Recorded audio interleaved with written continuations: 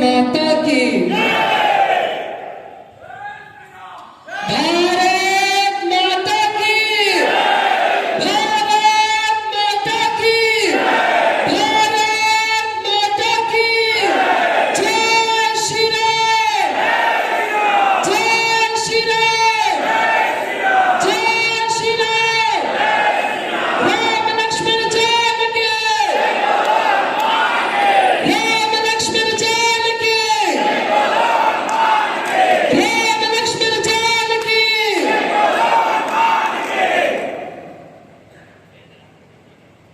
రాష్ట్రీయ హిందూ పరిషత్ వారి ఆధ్వర్యంలో ఈరోజు పెద్దపల్లి జిల్లాలో జరుగుతున్న హిందూ ఆత్మీయ సమ్మేళనానికి వచ్చిన నా హిందూ కుటుంబ సభ్యులందరికీ కూడా పేరు పేరున నమస్కారాలు తెలియజేసుకుంటూ, వేదిక మీద ఉన్న పెద్దలందరికీ నమస్కారం తెలియజేసుకుంటూ, ఇందాక సభ ప్రారంభంలో అన్నగారు 22వ తారీఖు ఏప్రిల్ రోజు కాశ్మీర్లో జరిగిన సంఘటనకు అక్కడ మరణించిన వాళ్ళకి కొంచెం సేపు మౌనం వహించి వాళ్ళకి ఆత్మ శాంతి అయ్యేలాగా చేద్దాము అని ఒక 2 నిమిషాలు మౌనం పాటించాం. మన దురదృష్టం ఏంటి అని అంటే, హిందువుల మీద ఎప్పుడు దాడి జరిగినా, మన భారతీయ ఫౌజ్ ఇండియన్ ఆర్మీ మీద ఎప్పుడు దాడి జరిగినా కూడా మనం మౌనం పాటిస్తున్నాం. అది మన దౌర్భాగ్యం. ఇది మౌనం పాటించాల్సిన సమయమా? ఇది మౌనం పాటించాల్సిన సమయమా? మాట్లాడాల్సిన సమయమా?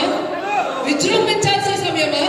యుద్ధానికి స్వామివారు మోగించినట్టు శంఖారావాన్ని మోగించాల్సిన సమయమా?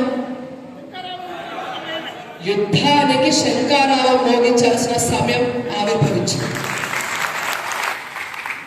ఇంకా మేము మౌనం పాటించాలి అనుకోవట్లేదు. చూసుకుంటామన్నా, రాజకీయ నాయకులకి గుంతలు ఎక్కడున్నారో, వెనక గుంతలు తొవ్వేటోళ్ళు ఎక్కడున్నారో మంచిగా తెలుస్తుంది. టెన్షన్ పడకండి. ఎందుకనంటే మేము మా వయసుకి చూసుకుంటే మేము స్వామివారి దగ్గర నుంచి చాలా నేర్చుకోవాల్సిన వాళ్ళు. ఇక్కడికి వస్తే మనందరం కూడా స్వామివారు ఎంతో అమూల్యమైన సమయాన్ని మనకి కేటాయించి ఇక్కడ దాకా వచ్చి అనే సందేశాన్ని చెప్దాం అనుకుంటున్నాం. కాబట్టి నేను ఎక్కువసేపు సమయాన్ని తీసుకోకుండా నా మనసులో ఉన్న మాట నా కుటుంబ సభ్యులకి, ఒక కూతురు ఇంటికి వస్తే తండ్రికి కొన్ని చెప్పుకోవాలనిపిస్తుంది కదా. తల్లికి అమ్మా నాకు ఇలా ఉందమ్మా, ఇలా అనిపిస్తుందమ్మా అని మనసిప్పి అమ్మ అని వంటింట్లోకి వెళ్ళి చెప్పుకోవాలనిపిస్తుంది. హాల్లో నాన్న టీవీ చూస్తుంటే వెళ్ళి నాన్న ఇలా అనిపిస్తుంది, నాకు ఈ బాధ ఉంది అని చెప్పుకుంటుంది. అన్నగారు తమ్ముడు గారు ఉంటే ఏరా నేను ఈ ప్రాబ్లంలో ఉన్నాను అని చెప్పుకుంటుంది. నా కళ్ళ ముందు ఉన్నది మీరు అందరూ నా కుటుంబ సభ్యులు. నా కళ్ళ ముందు ఉంది నా తండ్రి, నా తల్లి, నా అన్న, నా తమ్ముడు, నా అక్క, నా చెల్లి, నా తోడబుట్టిన వాళ్ళు మీరందరూ. ఎందుకనంటే ఒక భారత్ మాత అనగానే మనం అందరం చేయగొట్టాం కదా. ఎవరయ్యా మనందరినీ కలిపింది అని అంటే మన కులం కాదు, మన గుణం కాదు, మనం వచ్చిన ప్రాంతం కాదు, మనం పుట్టిన ఈ గడ్డ, మనం భరతమాత పుట్టు బిడ్డలు కాబట్టి మన అందరం తోడబుట్టిన వాళ్ళు. అందుకని మీ ఇంటి ఆడబిడ్డగా ఒక 2 విషయాలు చెప్తామని ఇంత దూరం ప్రయాణం చేసి వచ్చాను. ఒక్కసారి ఈ కార్యక్రమ నిర్వాహకులు ఎవరూ కూడా నొచ్చుకోకండి, కొన్ని విషయాలు అడగదలుచుకున్నాను. ఇక ఏంటి చెప్పారంటే సరే, చతుర్వేదాలు స్వామీజీ ఏంటి మనకి లెక్క ఎక్కడ తేడా వచ్చింది? వేదం ఒకటేనండి, వేదం ఒకటే. వ్యాసుల వారు వేదాన్ని 4గా విభజించారు కాబట్టి చతుర్వేదం అయ్యింది. ఋగ్వేదం, యజుర్వేదం, సామవేదం, అథర్వణ వేదం మనకి తెలుసు. అయితే మనకు తెలియని ఇంకొక వేదం ఉంది. ఏంటి అంటే పంచమ వేదం. దాన్నే మనం మహాభారతాన్ని పంచమ వేదం అంటాం. ఈ మహాభారతం అంతర్గతంగానే కురుక్షేత్రంలో కృష్ణుడు భగవద్గీతను బోధిస్తాడు అర్జునుడికి. ఇది వేద సారం మొత్తం అంటారు. ఇప్పుడు ఎన్ని వేదాలు అంటే ఎన్ని చెప్తారు ఇప్పటి నుంచి? వ్యాసుల వారు విభజించింది ఒక వేదాన్ని, వేదం ఒకటే, మళ్ళీ ఒక వేదాన్ని 4గా విభజించారు. కానీ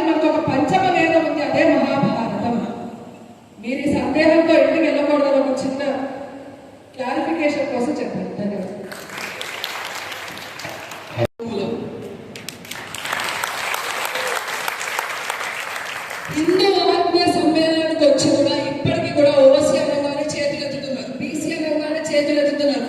కాంగ్రెస్ వాడు వచ్చాడనుకోండి, కులగణన చాలా త్వరగా జరిగిపోతుంది మన సభలో.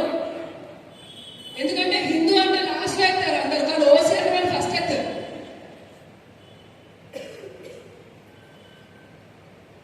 కాశ్మీర్లో సంఘటన జరిగింది మీ అందరికీ తెలుసు.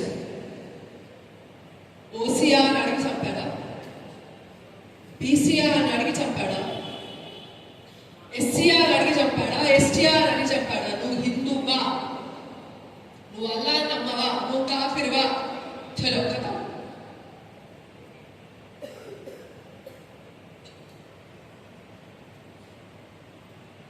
వాళ్ళు మనందరినీ హిందువులుగానే గుర్తిస్తున్నారు. కానీ మన మాతృమూర్తిని, మన సంస్కృతిని పక్కన పెట్టి మనల్ని మనం ఓసీ, ఎస్సీ, ఎస్టీ, బీసీలుగా గుర్తించుకుంటున్నాం. అది మన దౌర్భాగ్యం, నిజంగా మన దౌర్భాగ్యం. అది ఇప్పటికీ కూడా మనం మన కులాల పేర్ల మీద మనం గుర్తింపు తెచ్చుకుంటున్నాం. వద్దు. ఈరోజు హిందూ ఆత్మీయ సమ్మేళనానికి వచ్చి రాష్ట్రీయ హిందూ పరిషత్ ద్వారా మీరు అందరూ ఒక ప్రమాణం చేయండి, ప్రతి ఒక్కరు ఒక ప్రమాణం చేయండి. ఇక్కడ ఉన్నది ఎవరు అంటే ఓసీ అంటే చేతులు ఎత్తకండి, బీసీ అంటే చేతులు ఎత్తకండి, ఎస్సీ అంటే చేతులు ఎత్తకండి, ఎస్టీ అంటే చేతులు ఎత్తకండి. నువ్వు హిందూ అంటే ఎస్ బరాబర్ కట్టర్ హిందూ, నేను ఏది పరిస్థితి అంటే చేతులు ఎత్తాను. అవతలేడు తుపాకీ పట్టుకొని నించున్నా, నువ్వు కాఫీర్గా అయితే నేను చంపేస్తానన్నా కూడా బరాబర్ నేను హిందూగానే పుట్టా, హిందూగానే బతుకుతా, హిందూగానే సస్తా అనే సిద్ధాంతాన్ని మీరు మనసులో తెచ్చుకోండి, మీ పిల్లలు కూడా చెప్పండి. ఎందుకంటే వేలాది సంవత్సరాల కింద వచ్చిన ఎడారి మతాలు కాదండి మనకి. వందల వేల సంవత్సరాల క్రితం ఉన్న చరిత్ర మాత్రమే కాదు మన సనాతన ధర్మాన్ని. యుగ యుగాల చరిత్ర మనది. సత్యయుగం నుంచి మొదలు పెట్టుకొని ద్వాపర, త్రేత, ఇప్పుడు కలియుగంలో ఉన్నాం మనం. యుగ యుగాల చరిత్ర మనది, యుగ యుగాల సివిలైజేషన్ మనది. ఎందుకు ఇంత భద్రంగా ఇప్పటికీ కూడా మనం హిందువులం అని చెప్పుకొని తిరగలుగుతాం గర్వంగా? అన్న సూపర్ మీసాలు వెలేస్తున్నాం. ఎందుకు చెప్పుకోగలుగుతాం గర్వంగా నేను హిందూని అని? ఎందుకనంటే సర్వభూత దయ నేర్పించింది మన ధర్మం. ప్రతి ఒక్క జీవిలో దైవత్వాన్ని చూసే గొప్ప గుణం నేర్పించింది మన హైందవ సంస్కృతి. ఒక తండ్రికి కూతురికి మధ్య ఉన్న బంధం ఏంటో అంత పవిత్ర బంధాన్ని నేర్పించింది మన హైందవ సంస్కృతి. అన్న చెల్లెల మధ్య సంబంధం ఎలా ఉంటుంది అనే ఒక గొప్పతనాన్ని నేర్పించింది హైందవ సంస్కృతి. భార్య భర్తల మధ్య ఇక్కడ ప్రతి చోట ఉంది ఒక అబ్బాయి, ఒక మగవాడు, ఒక ఆడది మాత్రమే. కానీ నాన్న అని ఒక ఆడపిల్ల పిలిస్తే ఏ తండ్రికి కూతుర్లో కామం పుట్టుకురాదు. వస్తుందా అండి మన ధర్మంలో? ఎక్కడైనా అన్నయ్య అని పిలిస్తే ఎక్కడైనా కామం పుట్టుకొని వస్తుందా? ఆ ఆడగాన్ని చూసినా అమ్మ అని పిలిస్తే తల్లిలో కామం కనిపిస్తుందా? అందుకైతే గొప్పదనం మన సనాతన ధర్మాన్ని. ఉన్నాయి వేరే మతాలు. పెళ్లి చేసుకొని ఒకరిని అన్న తర్వాత 3 సార్లు వద్దు వద్దు వద్దు అంటే పుట్టింటికి వెళ్ళడానికి లేదు ఆడపిల్ల. తన తండ్రిని కానీ, తన తమ్ముడినో అన్ననో కానీ, లేకపోతే కన్న కొడుకుతో కానీ పెళ్లి చేస్తాడు. వాళ్ళతో ఒక పిల్లో పుట్టిన తర్వాత వీడికి మళ్ళీ ఇంట్రెస్ట్ వస్తే మళ్ళీ ప్యాక్ తెచ్చుకుంటే ఇతర మతాల్లో ఉన్న ఆడవాళ్ళ దుస్థితి. ఆడవాళ్ళు కేవలం పిల్లలు కనడానికి మాత్రమే పనికొచ్చే ఒక భోగ వస్తువు మాత్రమే. ఆడవాళ్ళు పూజనీయులు కాదు అని చెప్పే మతాలు ఒకవైపు అయితే, ఆది పరాశక్తిని పక్కన పెట్టుకొని నవదుర్గాన్ని పూజించి నవరాత్రులు నడిపించే గొప్ప ధర్మం, స్త్రీ మూర్తులు ముందు పెట్టుకొని నడిపించే ధర్మం నా సనాతనం. అందుకే ఎదురుకుండా ఎంతమంది పురుషులున్నా, స్టేజ్ మీద ఎంతమంది ఉన్నా, స్వామివారు కూడా స్త్రీ శక్తి ముందు నడిస్తే దాని వెనుక మేము నడుస్తామని నన్ను ముందు పంపించారు. స్వామి వద్దు, మీరు ముందు మాట్లాడాలి. లేదు, అమ్మవారుగా నన్ను ముందు పెట్టారు. ఒక కుటుంబంలో పేరు చెప్పాలన్న భార్య పేరు తర్వాత భర్త పేరు చెప్తారు. అది గొప్పతనం నా సనాతనంది. కానీ మనకి ఇవన్నీ వద్దు కదా. స్త్రీలని దేవతలుగా, లక్ష్మిగా, దుర్గగా, సరస్వతిగా పూజించే ఈ సనాతన ధర్మం మనకు ఎందుకు అవసరం లేదు. మనం బొట్టు పెట్టుకోవడం అంటే ఆడపిల్ల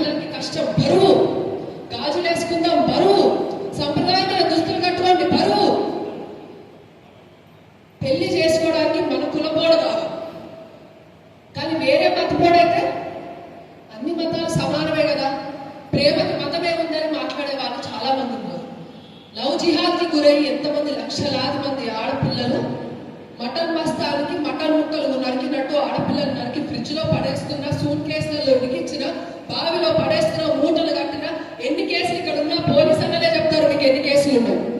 అయ్యో చెప్పారండి, చెప్పరు. అమ్మో, ఎందుకంటే హిందువుల గురించి కదా.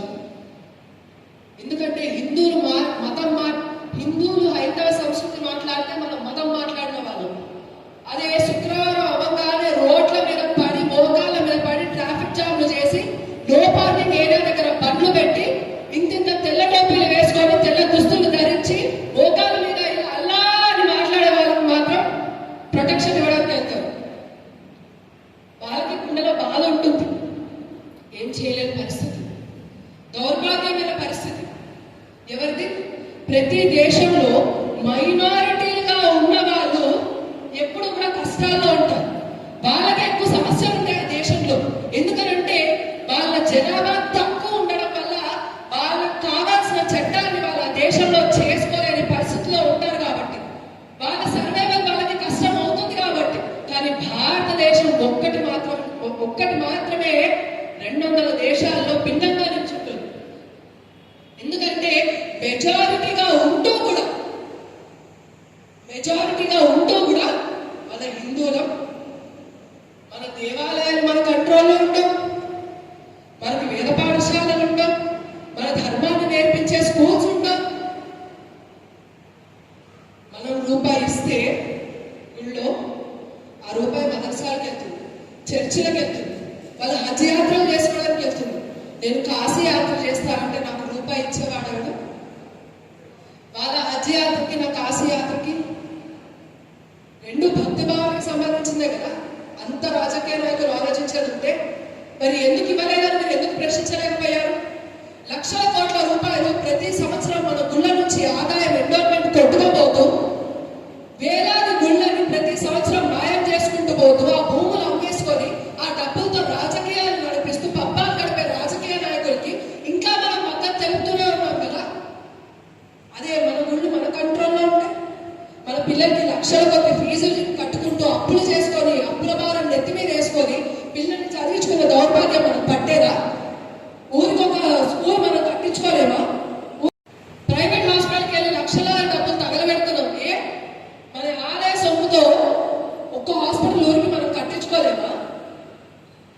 విద్య, వైద్యం ప్రతిదీ మనం అందించుకోగలుగుతామే. కానీ మనం భక్తితో వేసే, గుళ్ళో వేసే, హుండీలో వేసే రూపాయి కూడా కింద నుండి చేతులు చేసుకునే వాళ్ళు చాలా మంది ఉన్నారు. ఎవరు ప్రశ్నిస్తున్నారు? మొన్న వచ్చింది వక్ఫ్ అమెండ్మెంట్ బిల్. 50 సంవత్సరాలు కష్టపడి డబ్బు దాచి ఒక 100 గజాల భూమి కొంటే వాడికి నచ్చినట్టు వచ్చి పేపర్లు ఇచ్చింది నా భూమి అనుకునే చట్టాలు రచించిన వాళ్ళు ఉన్నారు. గొప్ప గొప్ప నాయకులు అభయహస్తం పెట్టుకొని మనకి చెప్పపెట్టు చేసిన వాళ్ళు. కానీ మనం ఆలోచించలేకపోతున్నాం. ఇంకా మనం ఓసీ, బీసీ, ఎస్సీ, ఎస్టీ కదన్నా, అందులో కూడా బీసీ ఏముందని కూడా మళ్ళీ చేతులు ఎత్తడానికి మనం సిద్ధంగా ఉంటాం. మన సబ్ కాస్ట్, అందులో ఉన్న సబ్ కాస్ట్ కూడా మనకు ఐడియా ఉంటుంది. ఇప్పటికైనా హిందువులుగా బతకకపోతే, మీ పిల్లల్ని హిందువులుగా పెంచకపోతే రేపు వచ్చే తరాలలో మనం ఉంటున్న గడ్డ ఏం సుఖ సంపదలతో ఉన్న గడ్డ కాదు. మన పూర్వీకులందరూ రసాకాల బారిలో పడి వాళ్ళ చేతిలో ఆహుతైన వాళ్ళు. బతుకమ్మ ఆడడానికి రోడ్ల మీదకి వస్తే గుట్టలు కూడా తీశారు. మన ఆడవాళ్ళని గుట్టలు కూడా తీసి బతుకమ్మలు ఆడించిన భూమి మీద, గడ్డ మీద మనం ఉన్నాం. పోరాటాల గడ్డ తెలంగాణ మీద ఉన్నాం మనం. ఇంకా మనం ఓసీ, బీసీ, ఎస్సీ, ఎస్టీ అని ఐడెంటిఫై చేసుకోకండి. హిందువుగా ఐడెంటిఫై చేసుకోండి.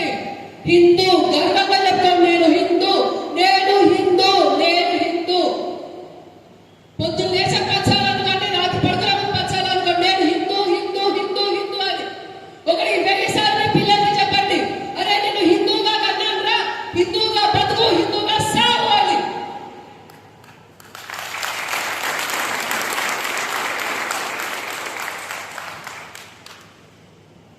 ఆడవారి బాధ్యత ఉందమ్మా, మగవారి బాధ్యత కూడా ఉంది. కూర్చోబెట్టండి పిల్లల్ని, మన రామాయణం నేర్పించండి, మన భగవద్గీత నేర్పించండి, అందులోంచి జీవిత సారం తీసుకోమని నేర్పించండి పిల్లలకి.